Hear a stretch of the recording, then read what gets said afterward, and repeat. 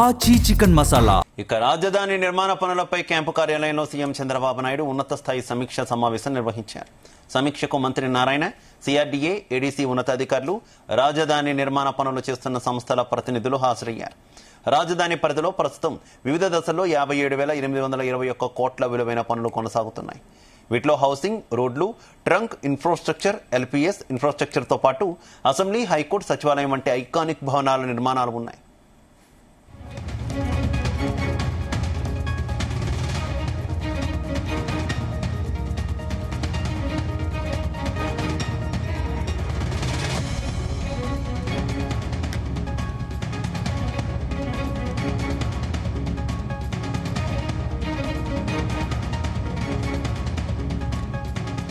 గత వైసీపీ ప్రభుత్వం నిలిపివేసిన, రద్దు చేసిన పనులకు సంబంధించి ఉన్న వివాదాలు, సమస్యలను పరిష్కరించి సిఆర్డీఏ పనులు చేపట్టింది.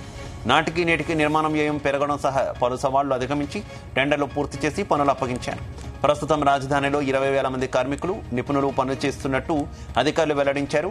ఏ నిర్మాణ సంస్థ ఎంత మేర పనులు చేసింది, టార్గెట్ను ఎంత మేరకు చేరుకున్నారనే విషయంలో పనుల వారీగా సీఎం సమీక్షించారు. ఎంతమంది కార్మికులు పనిచేయాలి, ఎంతమంది పనిచేస్తున్నారు, ఎంత మిషనరీ ఉపయోగించాలి, ఎంత ఉపయోగిస్తున్నారు అనే విషయంపై సమగ్రంగా చర్చించారు. వారం, నెలవారీగా టార్గెట్ పెట్టుకుని పనులు పూర్తి చేయాలని సీఎం చంద్రబాబు ఆదేశించారు.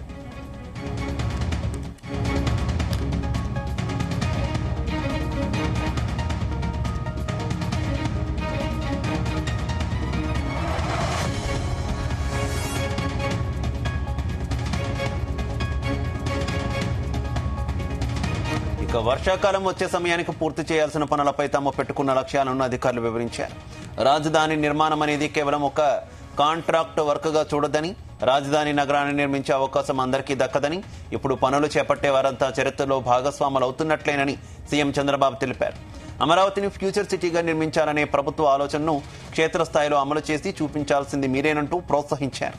రాజధాని ప్రతిష్టను పెంచేలా ఎవరికైనా ఆలోచనలు వస్తే వాటిని ప్రభుత్వంతో పంచుకోవచ్చని తెలిపారు. మ్యాన్ పవర్ పెంచుకొని ప్రతి నిర్మాణం సకాలంలో పూర్తి చేసి తీరాల్సిందేనని, ఈ విషయంలో ఏమాత్రం రాజీ ఉండదని అధికారులతో సీఎం చంద్రబాబు స్పష్టం చేశారు.